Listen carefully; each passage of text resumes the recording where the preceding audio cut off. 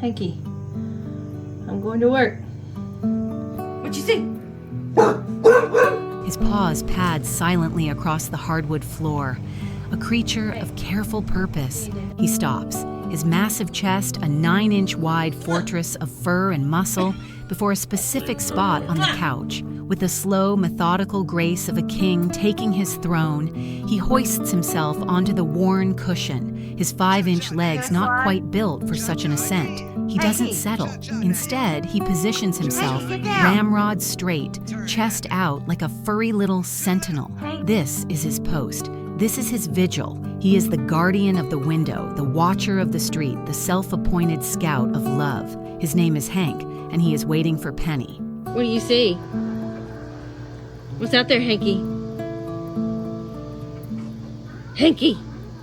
You watch him, this squat, serious dog, and you can't help but be struck by his sheer dedication. It's a daily ritual, as essential as the sunrise. He plants himself on the very spot where the sunlight hits the upholstery just right, a prime location for surveillance. The couch itself is a monument to his patience, its cushions molded to the shape of his sturdy body. The fabric is a map of his habits, a slight indentation here from when he gets too comfortable and dozes off, and a tiny tuft of black hair there from the constant vigilance. This isn't just a piece of furniture, it's his command center, the heart of his daily operation. Hank will remain there for hours, a furry, unmoving statue, his gaze fixed on the house across the street. He's looking for his love, a cute girl dog named Penny, and he will wait for as long as it takes. Hanky, get down! Two ups. Right foot, let's go. It's a far cry from the dog he used to be. The person who brought him home recalls a nervous, skittish creature, terrified of his own shadow. The first time they took a broom out of the closet, Hank hid in another room. He rarely barked, a silent observer in a world that seemed too big and too loud. Even now, he sometimes flinches if he doesn't see you coming, a ghost of his past fears still clinging to him. When he was adopted, he was wary of the other dog in the house, a long-legged charmer named Gunther. It was almost like introducing a new cat into a house with other cats, his person says, remembering the initial standoff. There was a cautious, almost chilly distance between them, but as it often happens, that wall of reserve eventually crumbled. They fell into a rhythm, then a friendship, and finally, a bond so strong you could find them cuddling on the couch together.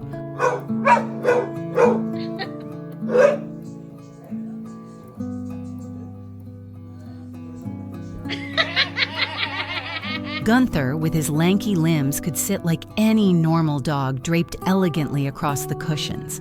Hank, however, has to sit straight up, his massive chest pushing his 5-inch legs out in front of him. His person often laughs at the sight. He just sits there like a purse, they say, a perfect description for his peculiar posture. The way he rests, a compact, upright bundle of fur, is so hilariously unique. The dog that once hid from a broom is now a master of his domain, a confident, funny dog with a personality oozing out of his ears. You see him perched on the couch, and you understand that this is the dog he was always meant to be. This is his happy ending, lived out in daily rituals and loving relationships. You need Din Din? You need Din Din?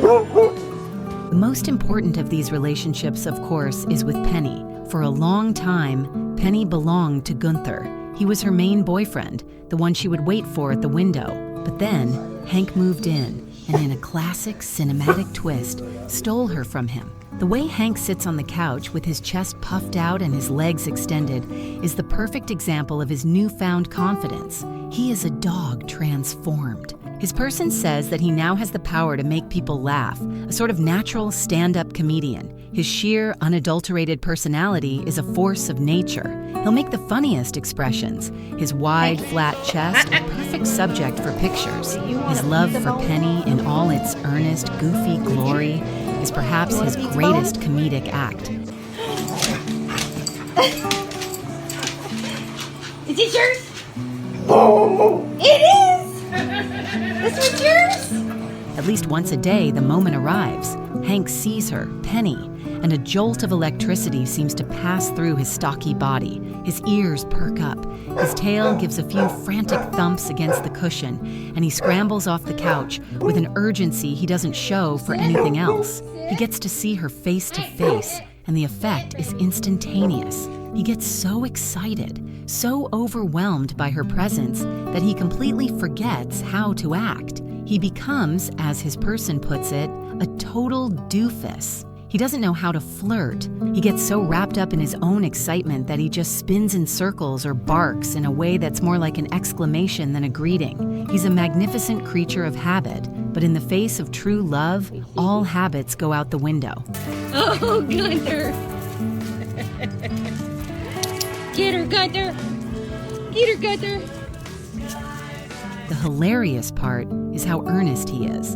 His person can't help but find it charming. He's just hilarious, they say, and it's clear they mean it. The daily vigil, the purse-like posture, the goofy flirting. It's all part of the Hank package. He's a dog who has found his voice, not just in barks, but in his actions, his habits, and his love. He's found his place, his friend, and his penny, and in doing so, he has blossomed into the dog he was always destined to be. He is now the dog he should have always been, a vibrant, funny, loving creature.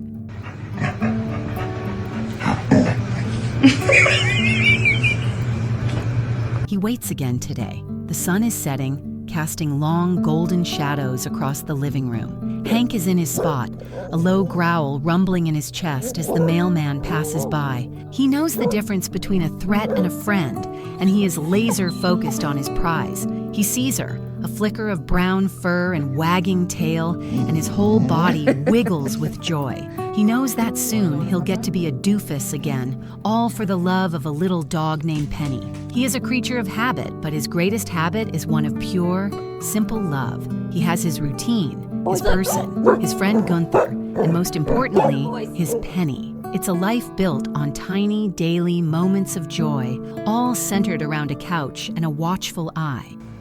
What are you doing?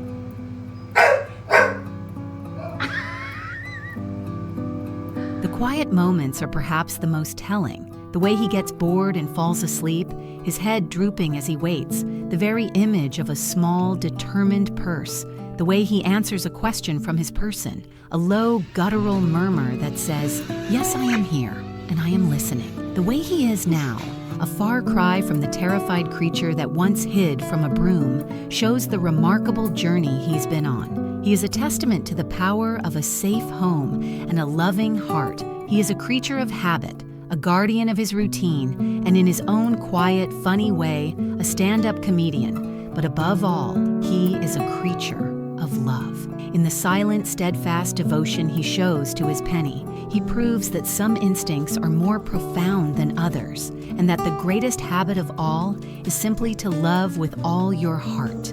How was your day, goofball?